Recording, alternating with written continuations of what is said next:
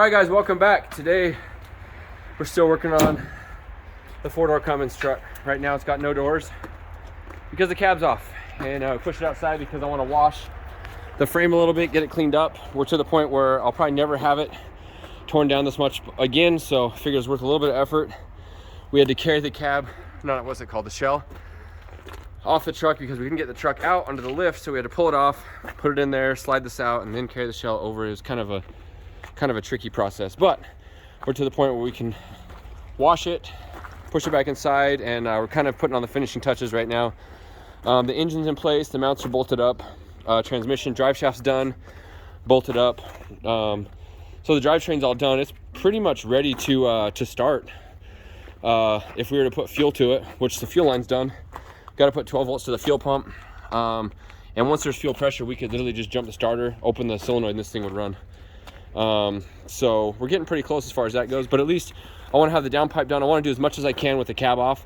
Then we'll set the cab on, get that bolted down, and do the finishing touches with the cab on. But I'm kind of trying to look at what kind of stuff really needs to be done while we have access to everything. And of course, one of those things is washing it. So cue the wash montage now.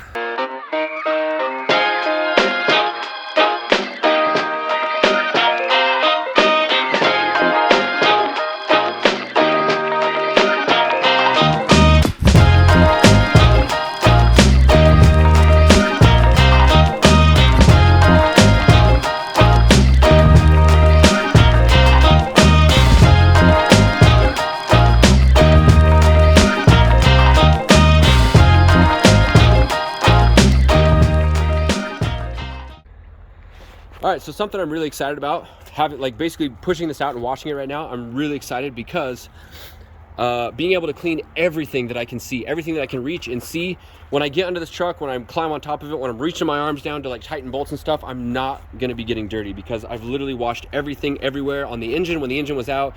Now with the engine in place on the truck, washed the transmission, the frame rails, everything. Everything's gonna be super clean. Even I was just noticing like these wire connectors, I just sprayed them and like a bunch of grease came off of them. Just literally everything that I touch is gonna be clean on this truck, and I'm really excited about that because I hate reaching down and then getting a bunch of grease all over my arm and then pulling it back out, and then it just drives me nuts.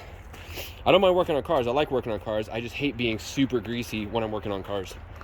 Makes it hard to pick your nose when you got a bunch of grease on your finger. I feel like it's overkill now. I'm just spraying the same spots over and over. So I think that's gonna be it for washing it. We'll let it drip dry a little bit as the sun goes down. Then we'll roll it back in place underneath here. There's the 6.4 that came out of it. We'll roll it back in place, clean up our work area a little bit, and then it's just literally like putting the stuff on there that we need to, and then we'll drop the cab back down with the new cab mounts and go from there. All right, so we were able to get the fuel line all figured out. We found a return line.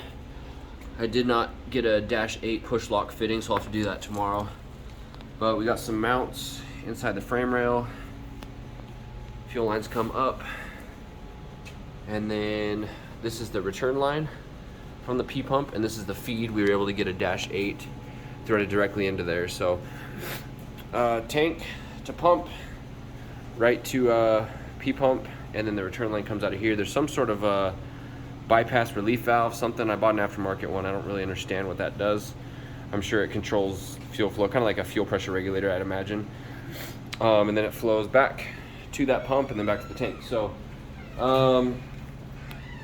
aside from that, we started moving forward on the exhaust. We got the 6.4 exhaust bolted back up.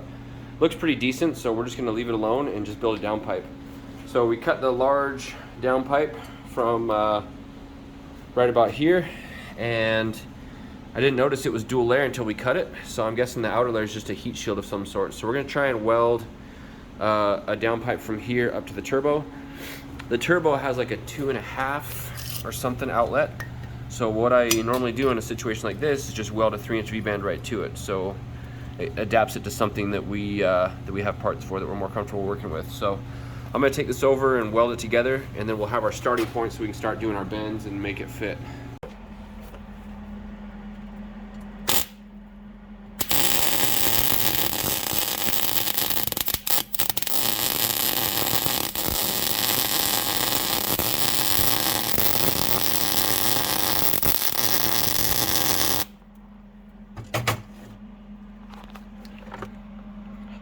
Alright, some ugly welds from cast to dirty metal, but I think it'll hold. Welded the inside as well, so I think this will work out. Let's go put it on the truck and see what happens. So we're cutting out the stock downpipe, which is 2 layers, and I want to use the outer layer only to make more flow, like I think it's 4-inch pipe. It's really tricky to cut these dual layers, but basically what we're doing is we're cutting it up to separate the layers, and then we're going to pull it apart and just try and use the outside part of the downpipe. It's coming together pretty nice here. We're just kind of chopping it up, and it goes from 3-inch steps up to 4, and we're trying to make that bend. So kind of pie cuts with some curves, and I think it'll be a decent flowing downpipe. So the way this downpipe is shaped pinches off a lot of flow. So I mean, I guess it's kind of like oval exhaust, right? It's still the same circumference, just pinched down. But I don't know, just doesn't sit well with me. Anyways, we're using the outside of this only, so it should give us a little bit of added flow since we're taking out the inside layer. So Mitch was separating pipes here. These were wedged in there. We're literally cutting it into sections just enough to hammer these out, and so far it's working pretty well.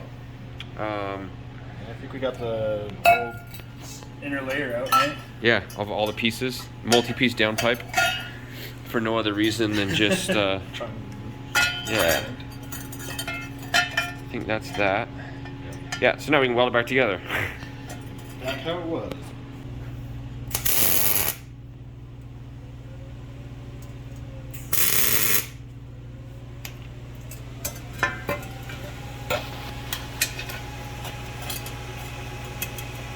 Squeeze together. Ooh, yeah, like that. I'm gonna have you tack it, Mitch. While I squeeze together. Squeeze. Tack.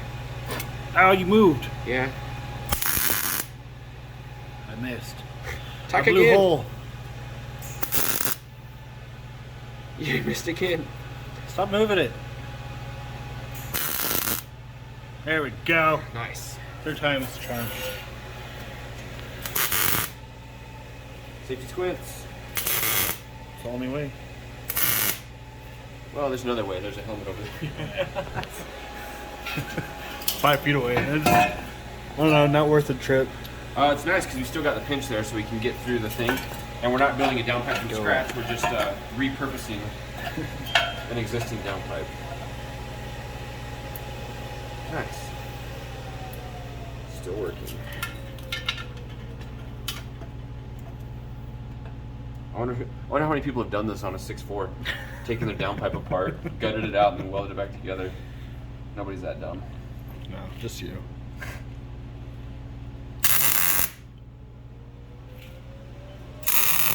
But it's not dumb if it works, right? Yeah, we'll see.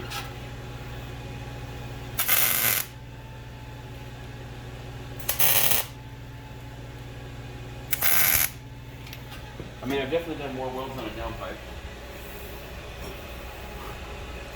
So, like, I'm kind of used to building downpipes like this. Yeah. Sure, that's not mine. Looks like one of mine. Now, well, we just have to finish that gap there. Yeah, we're in the right range, right? Yeah. Cool. Sweet. Sweet. And then you get that nice little pinch to go along the frame rim. Yeah. Sweet. Just the random piece you cut. Yeah, it's pretty close. We'll fill a couple little gaps, but definitely done worse. Yeah, it's really not too bad. Yeah. I mean, lines up. Yeah. For sure. Yeah. I don't think we could get any closer if we tried doing a straight piece. No. And cutting multiple angles. That worked out pretty well. We got a good gap there, good gap on the trans. Yeah. Yeah, we're good. I'm gonna have you touch the ground. Go through it.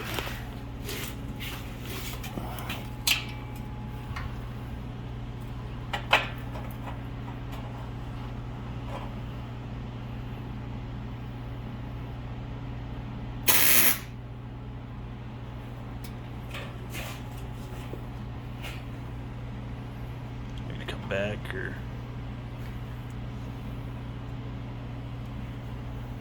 'cause I don't want to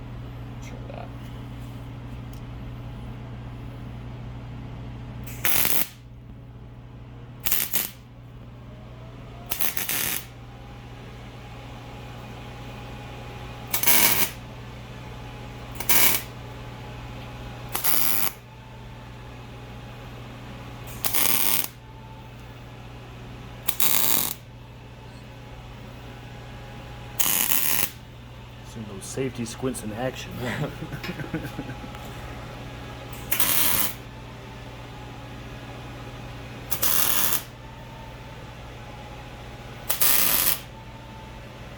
Look at that downpipe.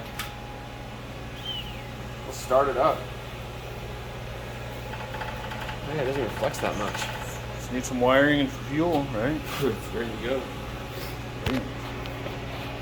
I was able to get these polyurethane cab mounts like next day from Amazon. It was like 130 bucks for all new bolts and these poly cab mounts. So hopefully it's not too stiff of a ride for it. But I figured why not. Don't have a saggy cab anymore. It's gonna be sweet. Yeah. Yes, sir. Oh, you even painted your fuel lines, put nice little white Look at spacers that. on them. Look at that.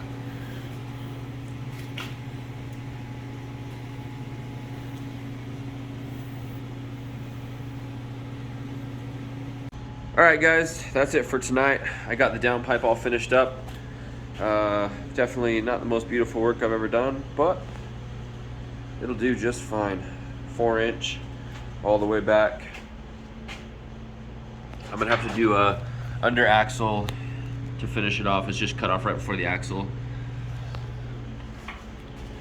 But like I said, drive shaft's in. Mechanically, everything's pretty good. I tried to crank it, but the batteries are pretty weak. I was just jumping the starter to see what would happen, and I got you see the blue fuel line. I've got to hook up one more line tomorrow. I've got to put this the feed line straw into the tank. Once I do that, then I can wire up the fuel pump, put power to it. We'll get fuel to the engine, and then really it should run at that point. So things are getting pretty serious.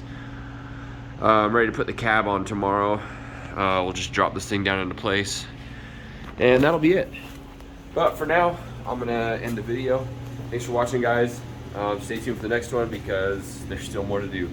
Don't forget to like, subscribe, follow along, because we've got this project and several others upcoming before Drift Week. Cranking out, working as hard as we can, burning the midnight oil, trying to get it done. Thanks, guys. Bye.